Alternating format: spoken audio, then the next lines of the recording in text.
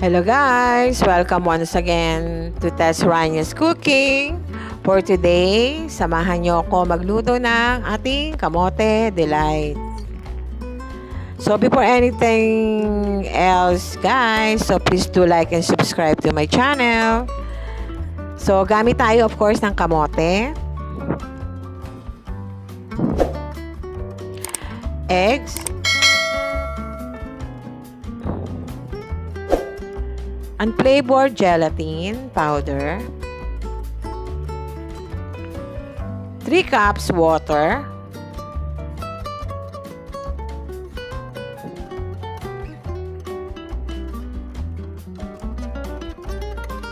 evaporated milk, ube condensed milk, vanilla and yellow food color, 3/4 cup white sugar,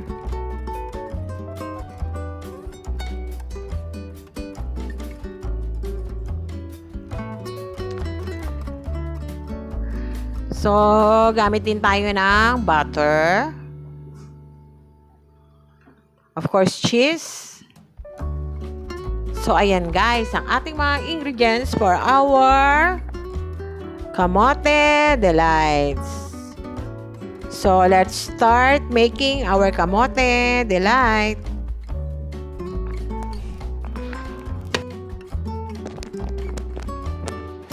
So, first, balatan muna natin ang ating kamote. So, by the way, thanks Fatima for this kamote. Galing po siya na Masbate. Bigay sa akin siya ni Fatima. So, thanks Pat. So, be careful in peeling your kamote.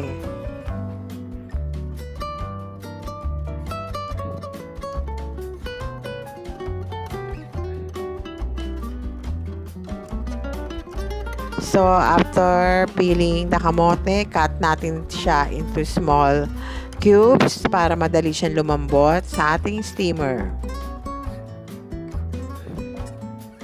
Be careful in cutting. So, salang natin siya sa steamer for at least 30 to 40 minutes hanggang sa lumambot na siya. Cover natin muna. So, inudasan ko siya after 35 minutes. Ayan, malambot na ang ating kamote.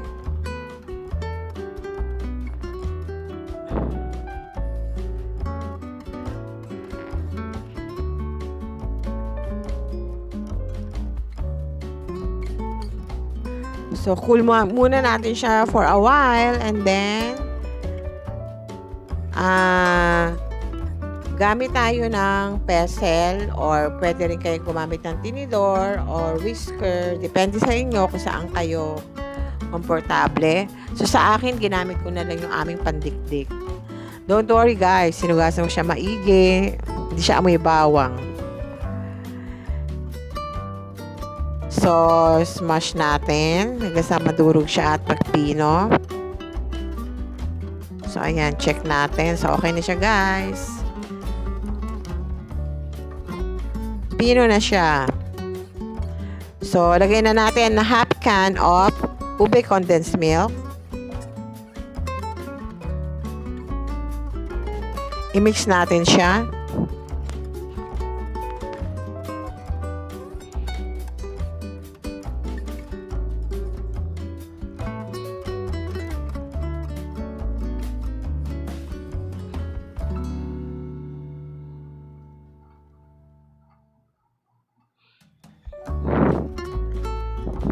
Then, lagay natin ang other half ng ating condensed milk.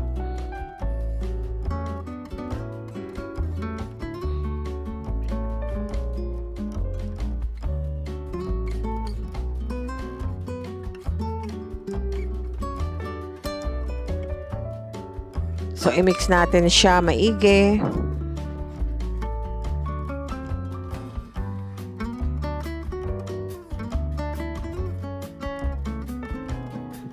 Ayan ako guys, ang bango niya. Amoy ube talaga.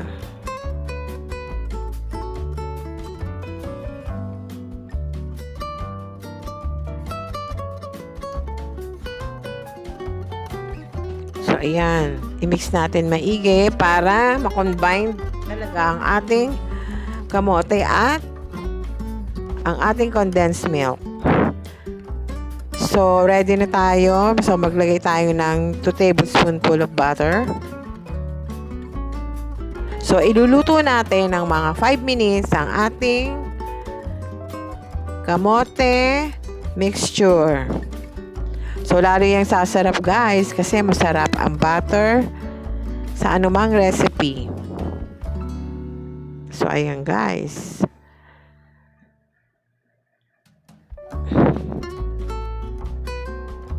Simutin natin maigi.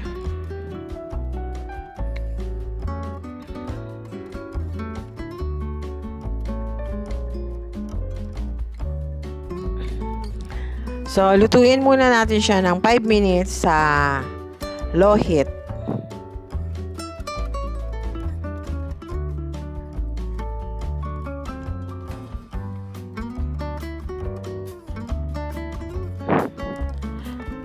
So, yan, naglalagkit na siya.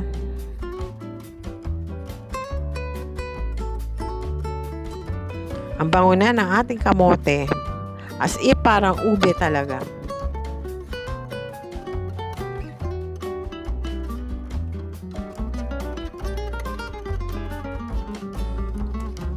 So, after 5 minutes, yan ang texture ng ating kamote. So, iset aside muna natin siya for a while. Palamigin natin siya before ilagay sa container. So, ayan guys. Naglagay ako sa ating round shape container. So, kahit sa lanera, pwede rin kayo maglagay kung saan kayo masaya. Ilagay nyo. So, ayan, sa akin, meron akong extra pansyaron. So, inilagay ko siya doon. And then, meron din akong lagayan ng aking itong aking malaking lagayan ng aking cake. So, ayan, yung natira, lalagay natin dyan sa ating baking tray. O, ayan, round shape siya, guys. So, once na mailagay natin ang ating kamote plus the gelatin, ako, parang cake siya. So, set aside muna natin ang ating ube or kamote. So, gawin na natin ang ating gelatin and egg mixture. So, mag-crack tayo ng 7 eggs.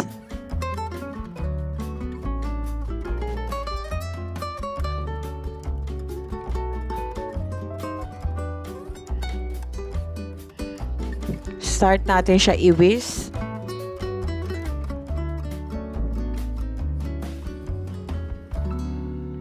Then, lagyan na natin siya ng ating evaporated milk. Whisk again. Then, sunod na natin ang condensed milk. So, ayan. Medyo naglalapot na siya dahil sa condensed. So, maybe kailangan natin ilipat to sa ating medyo malaking lagayan kasi hindi ako makabuelo ng pagmimix. But before that, lagyan muna natin siya ng 1 tablespoonful of vanilla.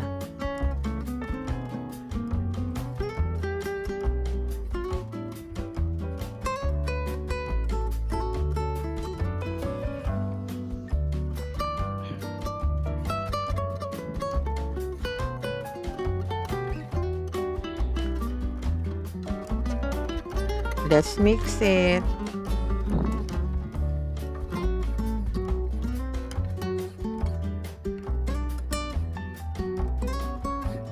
So, inilipat ko siya sa malaki-laking lalagyan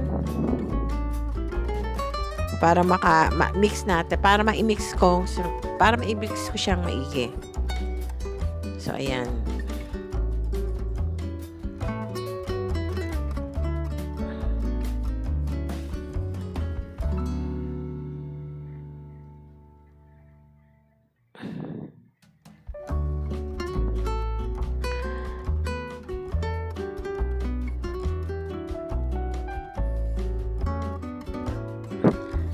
So, after mixing, set aside muna natin siya. Gawa muna tayo ng ating gelatin. So, maglagay tayo ng 3 cups water sa ating non-stick pan. Pero wag muna natin sisindihan ng apoy. So, lagay na natin ang ating 3/4 cup sugar. Stir natin para matunaw siya.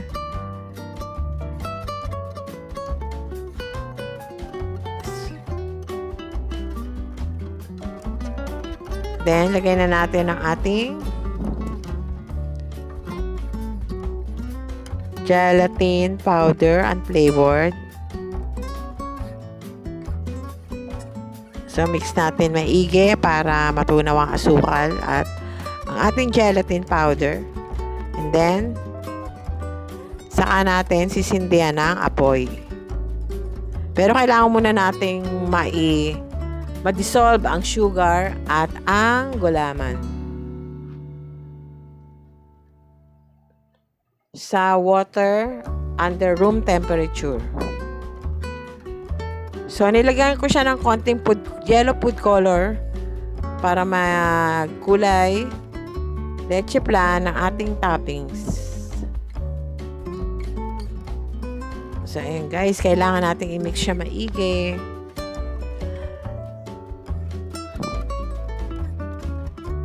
So, mix it well para ma-dissolve lahat ang ating gelatin and sugar.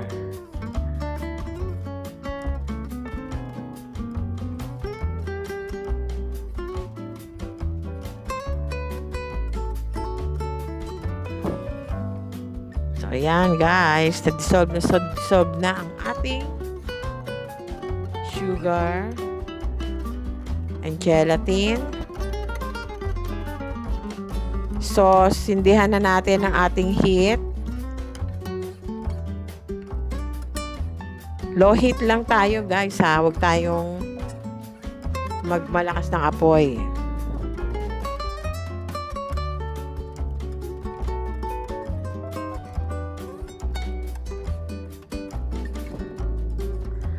So, stir natin siya. Keep on stirring.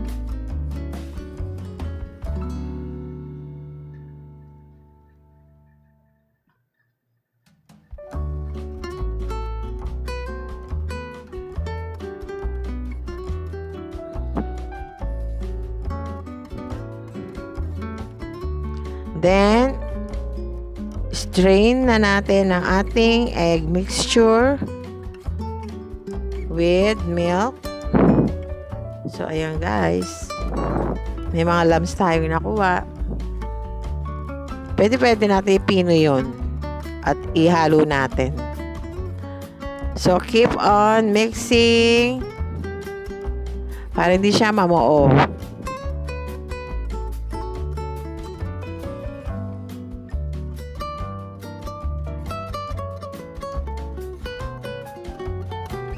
So, ayan guys. Nagsasolidify na siya. So, halo-halo lang tayo ng konti.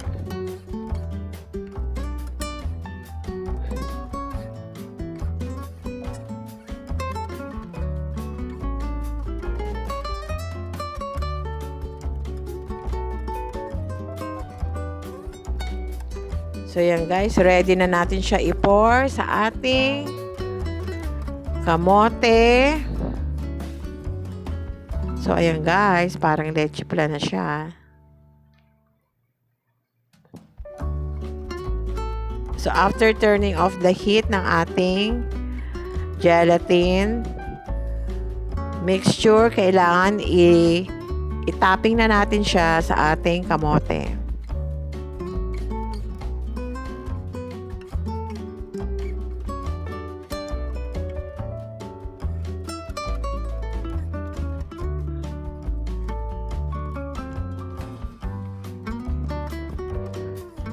So, ayan guys. Upgraded na masyado ang ating kamote. Para sa siyang kamote leche flan. So, naglagay pa ako sa 3 lanera. I mean, sa 3 plastic container. So, ayan guys. Siyempre, ito na ang best part. So, tikman na natin ang ating Kamote Delight.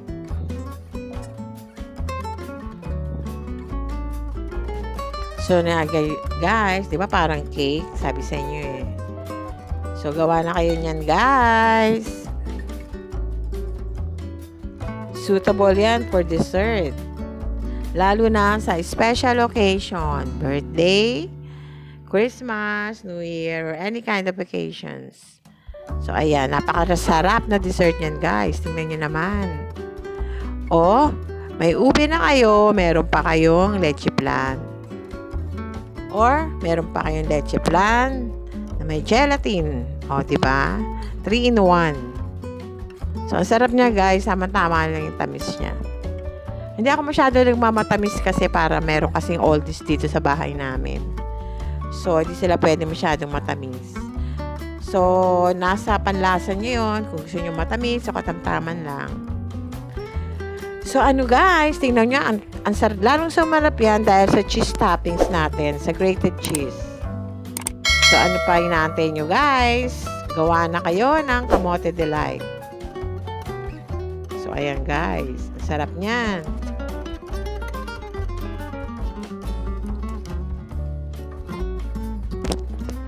Before we end, shoutout ko nga pala si Mary Corsiga, Nicole Joy Miraflores, Janine Ashley Pingol, and Cyrus De Pedro. Thanks all guys for subscribing and supporting my vlogs. Thank you. Ingat kayo. So guys, see you in my next vlog, and I hope you do like, share, subscribe to my channel. Thanks for watching.